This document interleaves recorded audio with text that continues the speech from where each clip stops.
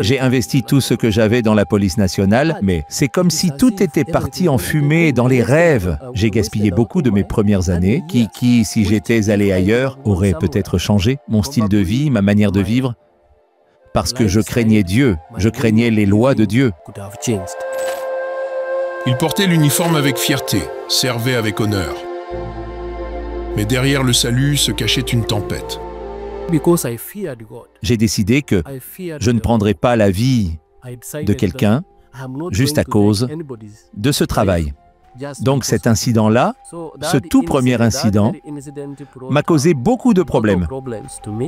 Aujourd'hui, l'ancien chef de la police de Kisii brise le silence.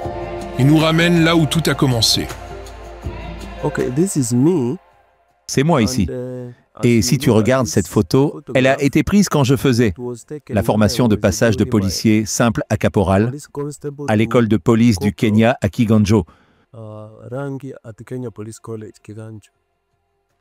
Donc, après avoir terminé ce cours, c'est là que je suis devenu caporal de police. Et ensuite, je suis allé sur le terrain. J'ai servi sous ce grade de caporal. Et puis, plus tard, j'ai encore accédé à un autre poste, celui d'inspecteur de police. Pendant que j'étais sur le terrain, c'est à ce moment-là que j'ai été confirmé ou nommé à un poste effectif d'inspecteur de police à part entière. C'est pour ça que tu vois 2 étoiles ici et 2 étoiles de ce côté aussi. Puis l'homme commence à parler de son ascension dans les rangs de la police.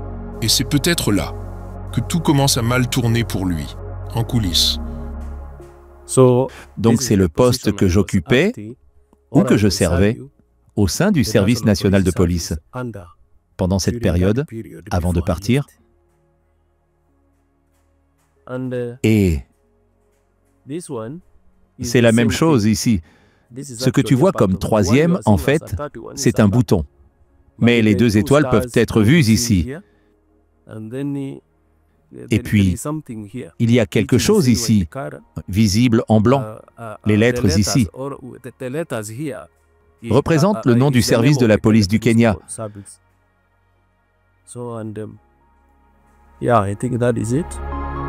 D'une étoile à 3, chaque galon, chaque grade, et à travers des années de service et de sacrifice.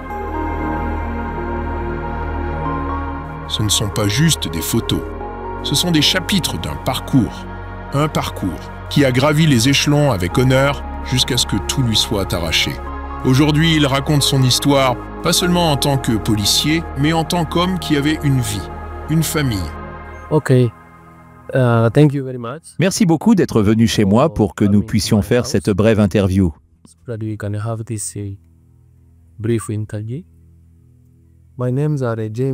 Je m'appelle James Henry Nyabuto. Je suis né dans une famille très modeste dans le comté de Kisii.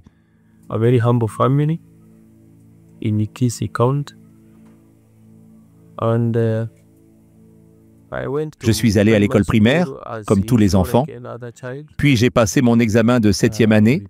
Ensuite, je suis allé au lycée.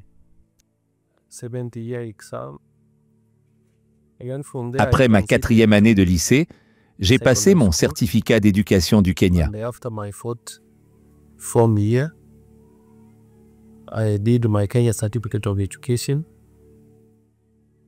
Et j'ai réussi. Je devais intégrer la 6e année de secondaire, car je rêvais de devenir avocat.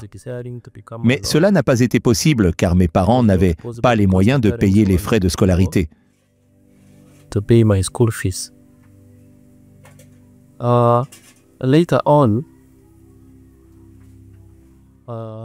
Plus tard, n'ayant pas pu poursuivre en 5e année,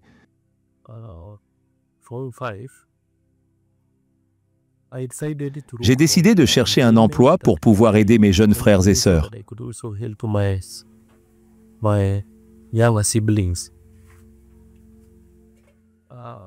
Je suis l'aîné d'une famille de 11 enfants, 5 garçons et 6 filles. J'ai donc jugé nécessaire de chercher un travail.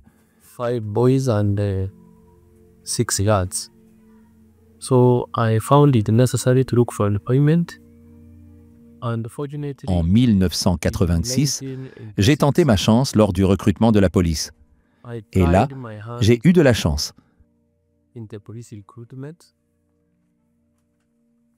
J'ai été sélectionné pour intégrer la police nationale, plus précisément l'unité GSU, General Service Unit.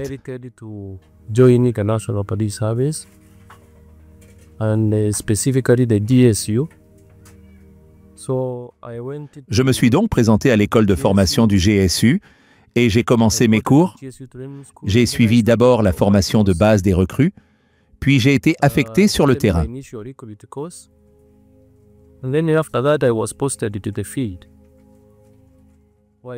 Pendant mon service au sein du GSU, j'ai travaillé dans plusieurs stations. Mon premier poste a été à Mombasa, où nous étions basés à la résidence présidentielle.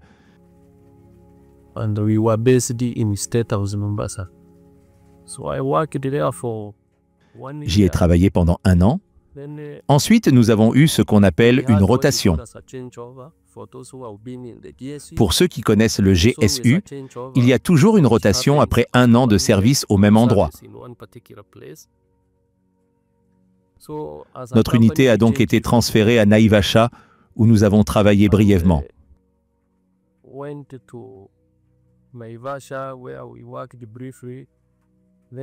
Puis, nous sommes partis à Transmara. Là-bas, notre mission principale était d'assurer la sécurité et de prévenir les problèmes de vol de bétail, qui étaient très fréquents dans cette région à l'époque.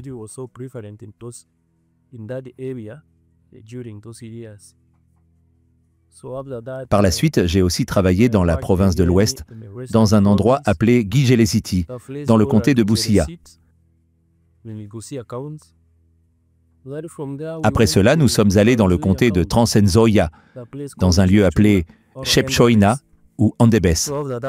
Ensuite, j'ai été muté au quartier général du Kenya Central Government Services, où j'ai servi jusqu'en 1997.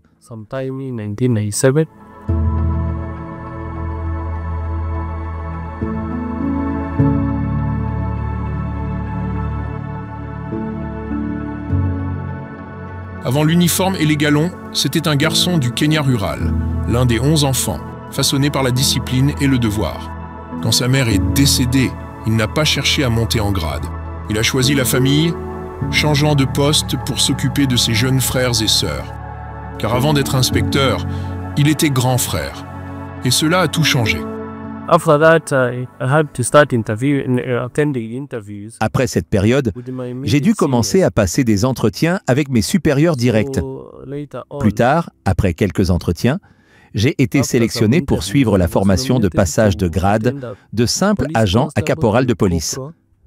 Cela se déroulait à l'école de police du Kenya, à Kiganjo, qui se trouve en périphérie de la ville de Nyeri. Je m'y suis rendu. Après avoir terminé cette formation, j'ai été promu caporal de police et affecté de nouveau sur le terrain. J'y ai travaillé quelque temps, mais je n'ai pas occupé ce poste très longtemps. Ensuite, j'ai passé d'autres entretiens, car j'avais réussi tous les examens de police. J'ai de nouveau passé un autre entretien. Ils appellent ça les autres grades, c'est-à-dire ceux situés entre le sergent-chef et le simple agent. C'est ça qu'on appelle les autres grades.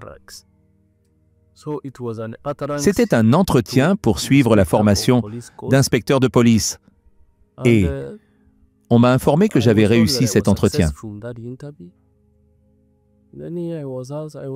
Puis on m'a dit de continuer à travailler dur en attendant. Une opportunité d'aller à l'école de police du Kenya, et j'y suis allé. J'y suis allé en 2004.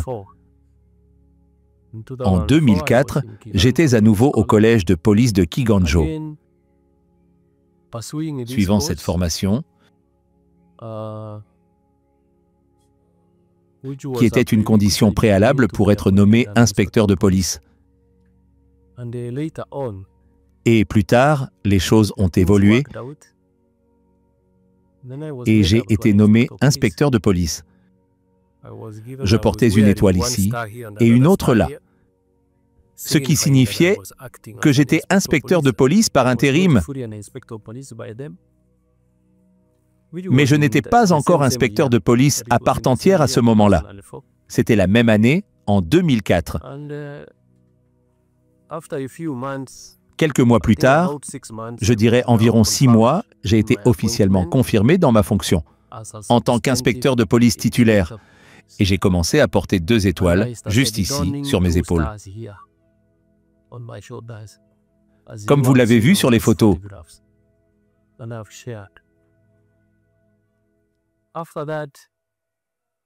Après cela, j'ai continué à travailler dur. Ensuite, j'ai suivi d'autres formations en investigation.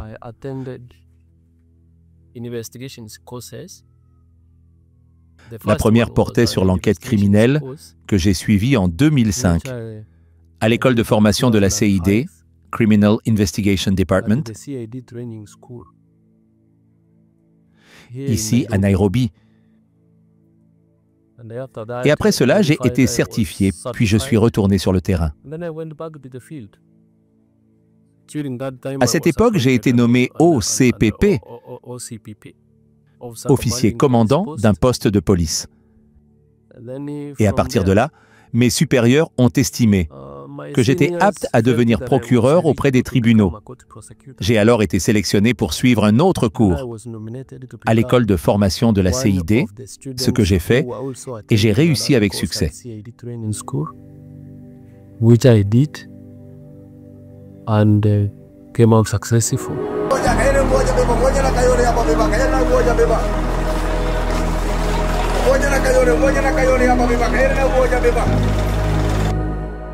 Il a rapidement gravi les échelons et s'est vu confier les enquêtes criminelles, un poste qui exigeait des instincts aiguisés, de longues heures de travail et une intégrité inébranlable. Ses performances n'ont pas échappé à ses supérieurs. Peu après, il a été transféré au département des enquêtes criminelles, un poste assorti de responsabilités plus grandes et d'attentes plus lourdes. Mais il n'a pas été accueilli à bras ouverts. Dès le premier jour, son nouveau supérieur a instauré un climat étrange. Un bras de fer de pouvoir était en train de naître. Plus tard, j'ai été muté à la DCI et j'ai été nommé substitut du procureur. J'ai été affecté quelque part dans le Kitui, dans un endroit appelé Mutomo. C'est là que j'exerçais. Mais en arrivant à Kitui, j'ai découvert que le tribunal de Mutomo ne fonctionnait que les vendredis. Mon supérieur immédiat dans ce cas-là, c'était le DCIO, l'équivalent actuel du CCIO, c'est-à-dire l'officier des enquêtes criminelles du comté. C'est lui qui m'a accueilli. C'était un monsieur avec qui j'avais déjà travaillé dans un autre poste auparavant.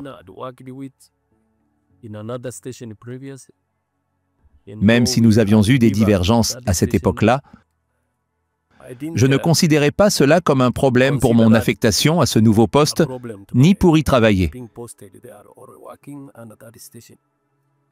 Il m'a alors dit que je devais rester au tribunal de Kitui, qui était le tribunal du magistrat résident principal, et il m'a précisé que je devais me rendre à Mutomo, uniquement les vendredis. En fait, nous voyagions les jeudis.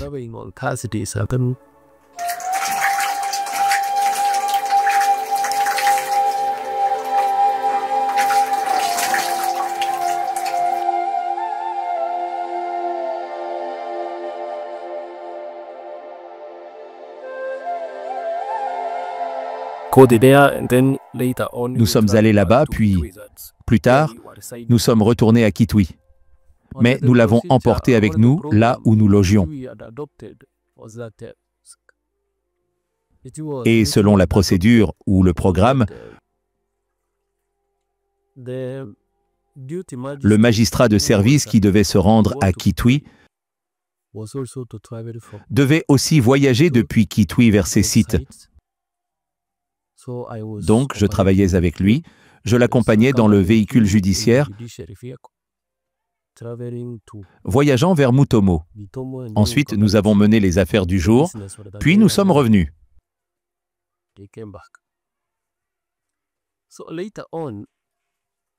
Après, j'ai commencé à remarquer une certaine agitation alors que je faisais bien mon travail.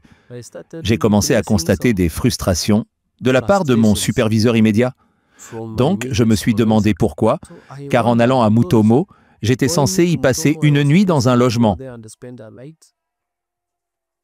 pour que le matin, nous puissions aller aux affaires du tribunal. Cela a continué pendant un certain temps.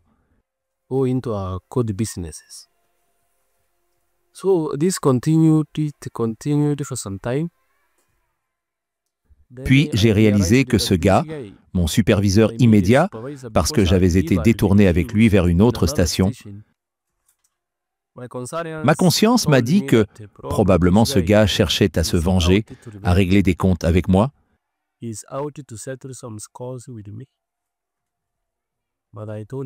Mais j'ai dit à Dieu que je suis venu ici pour travailler.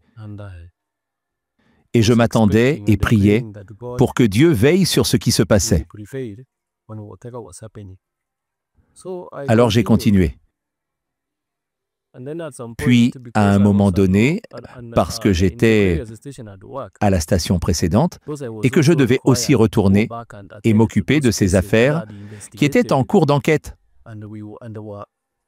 Nous étions actifs dans les tribunaux. En tant qu'agent enquêteur, je devais retourner. Et à ce moment-là, j'ai confirmé que ce gars était complètement contre moi et qu'il mijotait quelque chose. Une fois, il m'a donné la permission. Après avoir été convoqué pour aller au tribunal,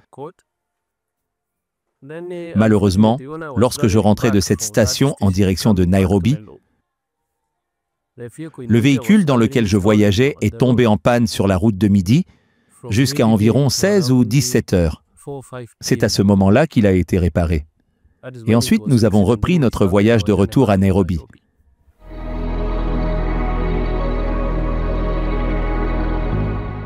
Puis est arrivé l'appel qui allait tout changer. Il était envoyé à Nairobi. Il posa ses sacs avec fierté, pensant que c'était la prochaine grande étape de sa carrière. Une scène plus grande, plus de responsabilités, une chance de faire ses preuves au cœur des enquêtes nationales. Mais dès qu'il mit les pieds à Nairobi, tout changea. C'est là que la rencontre eut lieu, là où tout a commencé à mal tourner. La tension était d'abord silencieuse. Des regards, des chuchotements, des décisions prises. Sans lui, il ne fallut pas longtemps avant que le froid ne se transforme en sabotage délibéré. À mon arrivée à Nairobi, j'ai constaté que tous les véhicules qui circulaient sur la route menant à Kitui, mon lieu de travail, avaient en réalité cessé leurs opérations. Il n'y avait plus aucun véhicule allant dans cette direction. Comme j'arrivais au bureau de réservation après 18 heures, je ne trouvais qu'un matatu de 14 places. J'appelai alors mon superviseur judiciaire, qui était le chef inspecteur. Nous l'appelions OC Prosecutions, ou officier commandant les poursuites. C'était une femme. Je l'informais qu'il ne serait pas possible que je sois au tribunal à 9 heures le lendemain matin à cause de cette situation. Je n'avais pas pu trouver de véhicule.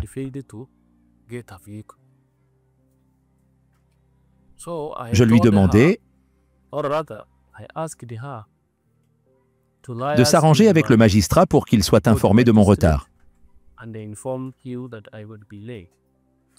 lendemain matin, je me levai très tôt, vers 5h30, et à 6h, j'étais en route vers Kitui, arrivant vers 9h30 ou 10h. À ce moment-là, je découvris que toutes les affaires inscrites au rôle ce jour-là avaient été rejetées. Je me rendis chez le magistrat dans son bureau pour lui demander pourquoi les affaires avaient été classées.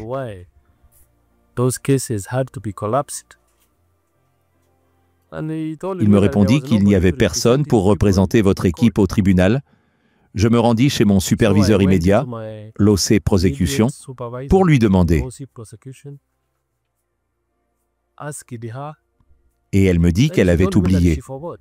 Cet incident, précisément celui-là, m'a causé beaucoup de problèmes.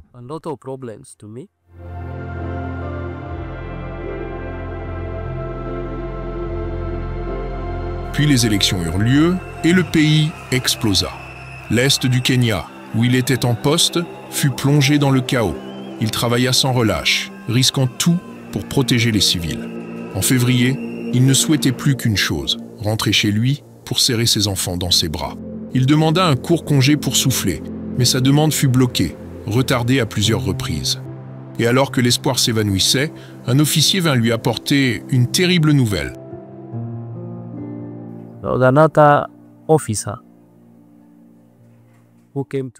Un autre officier, un chef inspecteur, un ami à moi, est venu m'annoncer une très mauvaise nouvelle.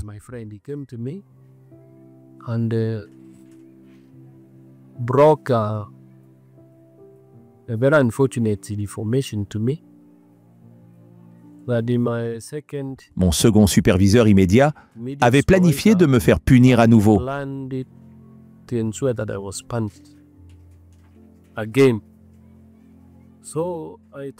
J'essayais de raisonner cet officier car il avait ce qu'on appelle une notification. Une copie papier que j'étais censé signer, confirmant que j'avais été officiellement notifié.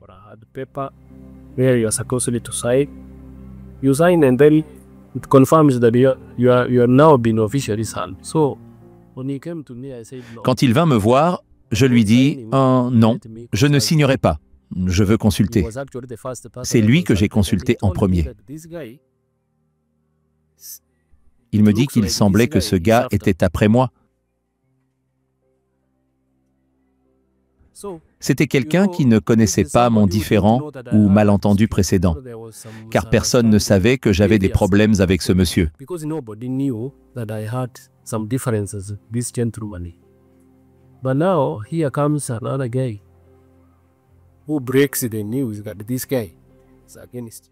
Puis une autre personne vint me dire « Ce gars est contre toi ». Je confirmais mes craintes. Ce monsieur voulait me faire sortir du service.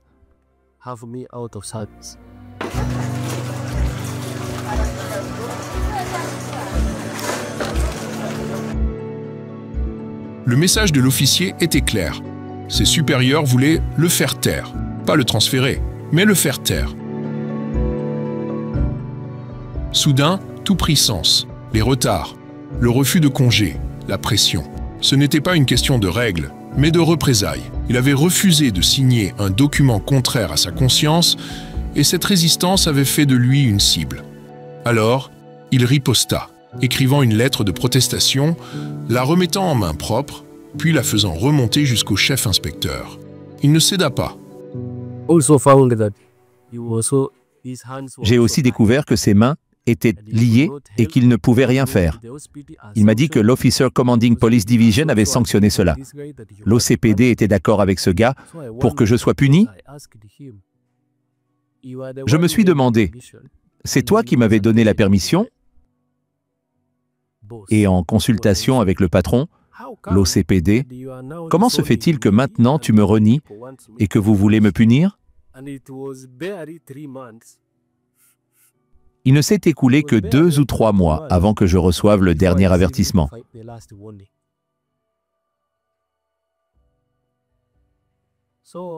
Cela m'a forcé à écrire une lettre de protestation, pensant que peut-être quelqu'un, quelque part, écouterait mon cri. Mais personne ne l'a jamais fait.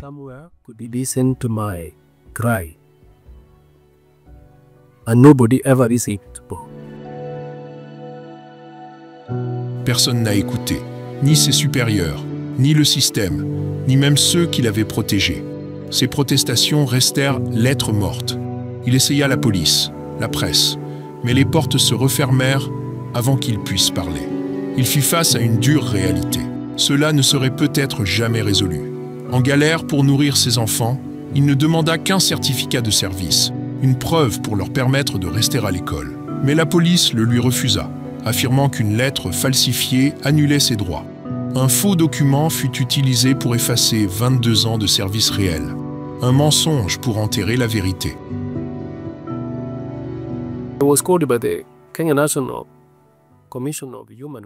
J'ai été contacté par la Commission nationale kenyane des droits de l'homme. Ils m'ont dit que c'était ce que ces gens avaient fait. Mais ils m'ont conseillé de prendre cette lettre que j'ai ici, que j'ai partagée, et de poursuivre l'affaire par les mécanismes judiciaires.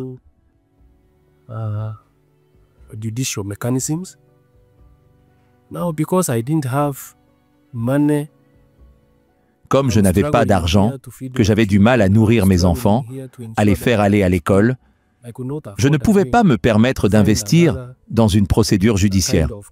Alors, j'ai continué à faire le suivi, à écrire des lettres.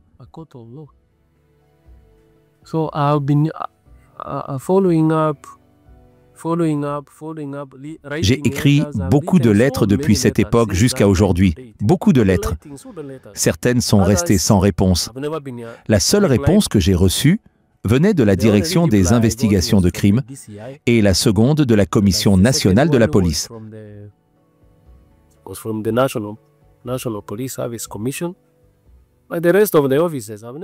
Mais des autres officiers, je n'ai jamais reçu de réponse ou de retour, même après plusieurs lettres. On voit souvent des gens exploser de colère contre leurs supérieurs ou même contre eux-mêmes face à ce genre d'injustice. Avez-vous ressenti la même chose?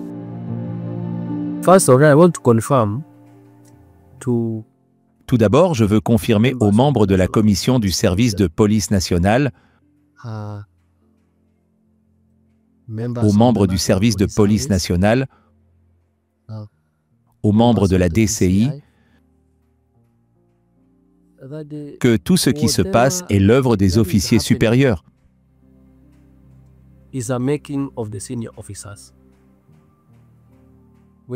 Quand vous entendez qu'un agent subalterne a pris les armes et s'est retourné contre son supérieur, c'est à cause de ce genre d'attitude.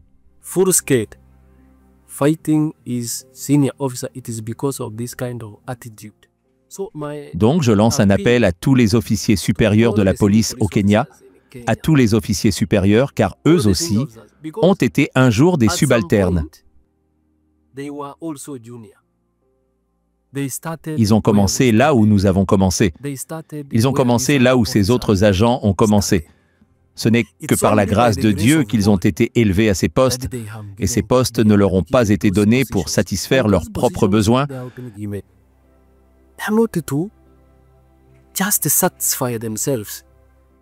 mais pour servir, car c'est ce que dit la parole de Dieu. Moi, je suis né de nouveau. Et en fait, si je n'avais pas été né de nouveau, j'aurais aussi pu emprunter ce chemin de la violence pour me battre contre mon ennemi, pour me battre contre mes ennemis, car ce sont des gens qui ne voulaient pas le bien de ma famille. J'aurais pu aller jusqu'à cet extrême. Mais aujourd'hui, parce que je crains Dieu, parce que je respecte la loi divine, j'ai décidé de ne pas ôter la vie de quelqu'un à cause de ce travail.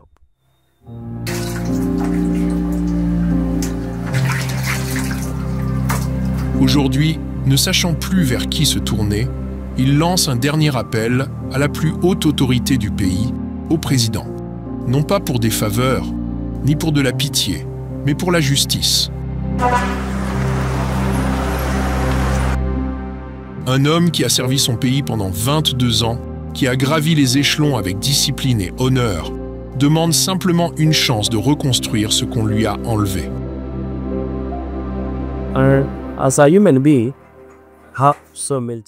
En tant qu'être humain, j'ai aujourd'hui de nombreux défis depuis que je n'ai plus d'emploi formel.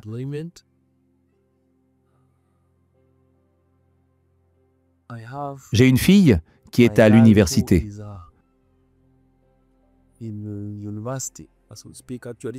Elle a eu une note A à l'examen et a été admise l'année dernière. Elle est maintenant en première année à l'université d'Egerton, en médecine et chirurgie.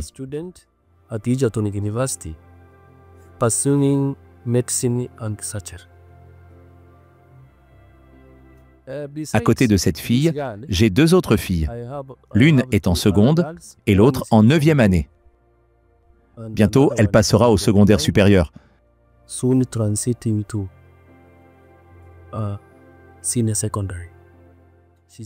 Elle est actuellement dans le secondaire junior et je suis censé payer leurs frais de scolarité.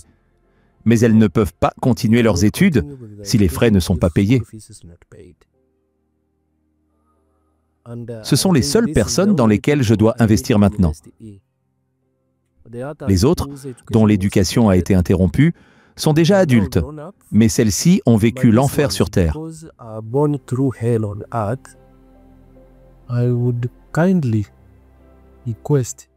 Je demande humblement, et je fais appel même au président lui-même, c'est mon président. Je lui fais appel car il est aussi mon commandant en chef. Une fois qu'on a été soldat, on reste soldat. Il reste mon commandant en chef. Et je fais appel à toute personne qui pense pouvoir m'aider. Vous êtes les bienvenus pour me contacter.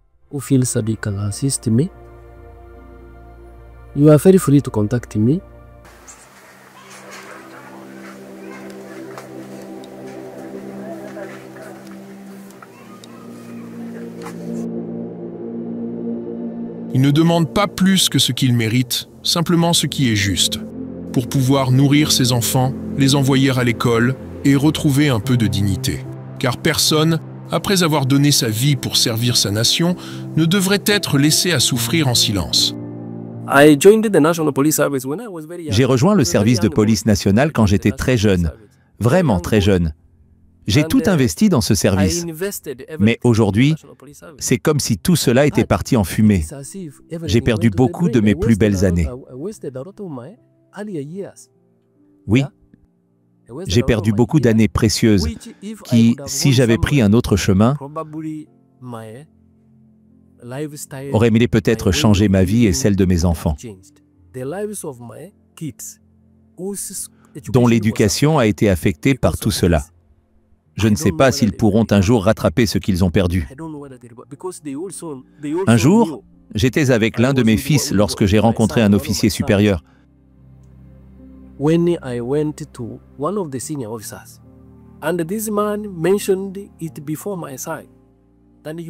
Cet homme a dit devant mon fils, « Tu ne dois pas mélanger les affaires de famille avec le travail. » Et je me suis demandé, pourquoi ? Comment ? Je travaille justement pour mes enfants. Et jusqu'à aujourd'hui, mon fils s'en souvient. Il me dit encore, « Tu sais, ces gens sont très mauvais. Ces gens sont très mauvais.